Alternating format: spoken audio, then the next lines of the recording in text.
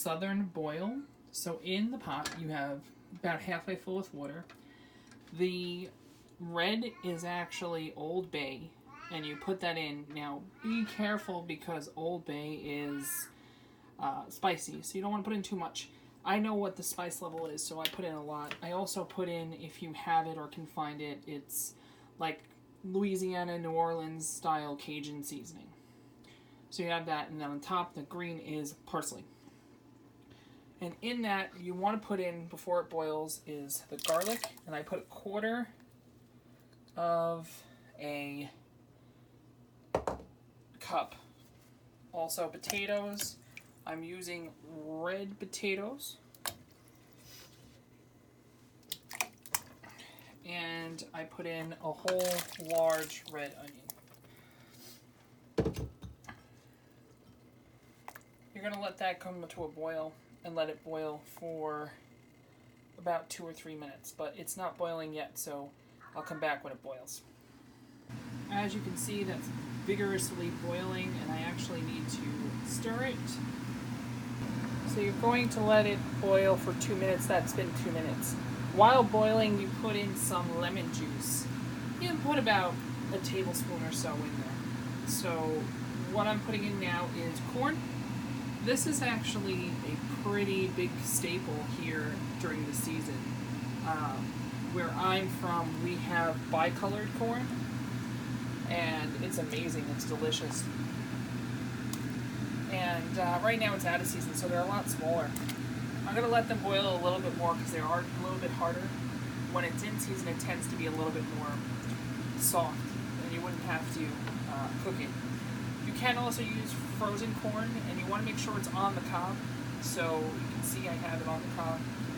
And at this time, you can also put in mushrooms. Mushrooms is another thing. You can put peppers in here. You don't have to. These are just other suggestions you can put in. Now, I'm going to put my sausage in right now because it's frozen and I have to let it cook. But usually you don't have to let it cook for too long if it wasn't frozen. So this is kielbasa. I use Hillshire Farms. And you just throw it in. You can cut it up, but as I said, it's frozen, so I'm trying to get it to defrost as I cook. It's already cooked, so it really doesn't need much more than heating up, but I don't know what you're getting, so you would get what you have. When it comes to corn, I want to get back to this. You can see on my plate, these are silks. You want to make sure you get all of them off your corn before you put it in. You really don't want to eat that silk. Now, you're going to let this boil on a simmer, not boil, but you're going to put it on a simmer. See how it's low right now? That's what you have it on. You want to do that for approximately 20 minutes. Now I'm going to keep it on, and I'm going to try to boil it up a little higher to heat up my sausage. Again, the corn, I'm going to do it a little bit more. So I'll get it up to a boil, let it rapid boil for about 5 to 10 minutes, and then I'll bring it down to a simmer and let it boil. I'm going to let it boil for a little while longer than even normal than that, because dinner is not ready, or my husband won't be home, so it's going to stay on for a little while longer. And I'm also going to make a salad with it, but it's a bag of salad, so I don't think you really necessarily need to see how to make bag salad. I've gotten up to a rapid boil, and as I said, about 5 to 10 minutes it's going to go on like that. You can see that rapid boil. I'm going to put it on for 10 minutes.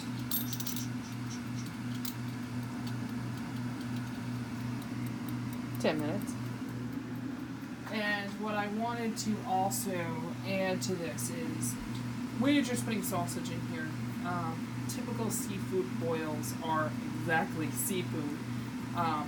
Shrimp, I've seen lobster tail, I've seen crab legs. A very regional thing is crawfish, or crayfish, crawdads. That's all what they're called. Sometimes people will throw clams and oysters in here. Not oysters, mussels. But that's really up to you and your own personal taste. I would put shrimp in there, but my husband doesn't like shrimp. I would totally just devour a whole pot of shrimp like this. So, as I said, boil 10 minutes and then I'm going to let it steam for about 20. And I can hear in your head already, how do I know it's finished? Basically, you can pull that potato out and see if it's mushy a little. You don't want it completely mushy where it's turning into mashed potatoes, but you don't want it hard where you can't bite into it. I cut it into pieces of 4. I have seen people do chips of it. I've seen people do just the whole potato thrown in there. Again, that's your personal preference. And again, going back to what else you can put in here, you can put crab. I've seen soft shell and regular shell crab, which is also delicious. And really, you can put in whatever you want. I just have to put in the sausage, which sometimes you would use like an andouille sausage, which is a spicier sausage.